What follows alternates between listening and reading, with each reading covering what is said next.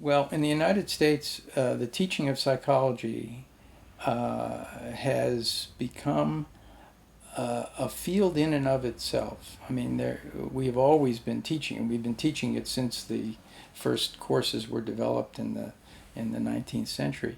But now we have organizations that are devoted to improving the teaching of psychology, and one of them is a division of the American Psychological Association. It's called the Society for the Teaching of Psychology.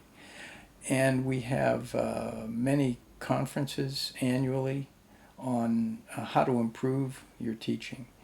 And what we're seeing is a shift from the traditional lecture method, which has been around since the Middle Ages, to become a more student-centered approach.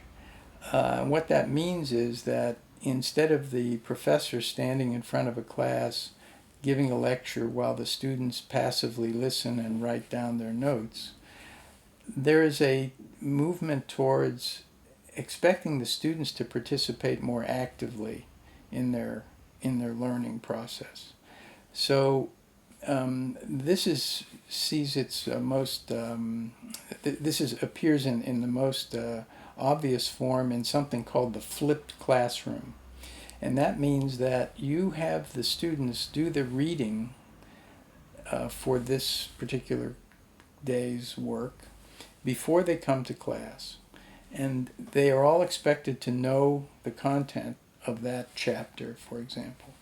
And then the class itself is made up, the time in that class is spent in discussion or debate or activities or demonstrations that are designed to sort of elaborate on that information. And the theory underlying this is that active learning is more memorable than passive learning. And the idea is that we want the students to do more than just remember the information for the test, but to actually engage in it so much that it means something to them, and then when the course is over, they'll remember it for a longer time.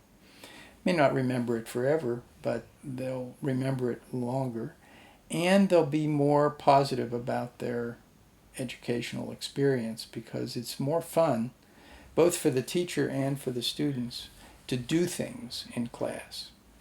Another element that's very strong in the teaching of psychology now in the United States is promoting critical thinking on the part of the students. We try to get them not to just read and accept what they read, but to think about it and ask themselves questions. What am I being asked to believe here? Are there any what's the evidence for what I'm being asked to believe? Is there any alternative evidence available that among which I could choose? And how do I go about choosing? Do I need more information before I can decide? And then what will be the conclusion that I should draw about this thing? So maybe the question in class will be, does putting your children in daycare during the day while you work, does that threaten the bond between parent and child? Well, there's a lot of research on this. And instead of just lecturing about it, you can have students do projects where they read, compare research studies, evaluate the quality of those studies, and then come to a conclusion, and maybe have a class discussion about it.